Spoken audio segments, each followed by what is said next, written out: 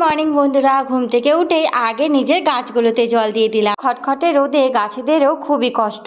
এসে আগে বাসি ঘরটা ঝাড় দিয়ে নিলাম। তারপরে দেখো গোটা রান্নাঘরটা ক্লিন করে নিয়ে মশাইয়ের জন্য একটু শরবত বানিয়ে দিলাম। ও চলে গেল জিমে, ততক্ষণে আমি জলখাবারটা বানিয়ে নি। চলো, খুব বেশি সবজি ছিল না, তার জন্য গাজর আলু ভাজা আর হবে রুটি। সকাল যদি রুটি দিয়ে ব্রেকফাস্ট করা যায় তাহলে পেটটা অনেকক্ষণ ধরে ভরা থাকে। এই জন্য আমি চেষ্টা করি বেশিরভাগ রুটিটাই বানিয়ে দেওয়ার। খেয়ে চলে গেল দোকানে। রান্নাঘরটা আমি আরো একবার ভালো করে পরিষ্কার করে নিলাম। আর কালকে একটু আটা নিয়েছিল, আটাটাও ঢেলে রেখে দিলাম। খাওয়ার জলটা তুলে রেখে রান্নাঘর সমেত পুরো ঘরটাই আমি ভালো করে মুছে নিলাম। এই ছোট্ট টেবিলটাকেও আমি সুন্দর করে মুছে গুছিয়ে রাখলাম। তারপরে স্নান সেরে ঠাকুর ঘরে চলে এলাম। আজকে আমার ফুল গাছে একসাথে দুটো ফুল ধরেছে। সঙ্গে কয়েকটা দুব্বো ঘাস দিয়ে পুজোটা করে নিলাম। তলাতেও পুজোটা করে একবারে সোজা চলে এলাম রান্নাঘরে। আজকে বেশি কিছু নয়, আজকে রান্না করব ভাত, ডাল, কাঁকড়ার ঝাল আর ভেন্ডি সর্ষে। দিন পর জমিয়ে আজকে কাঁকড়া খাওয়া হবে। ব্লগটা ভালো লাগলে চ্যানেলটি সাবস্ক্রাইব করে পাশে থাকার অনুরোধ রইল।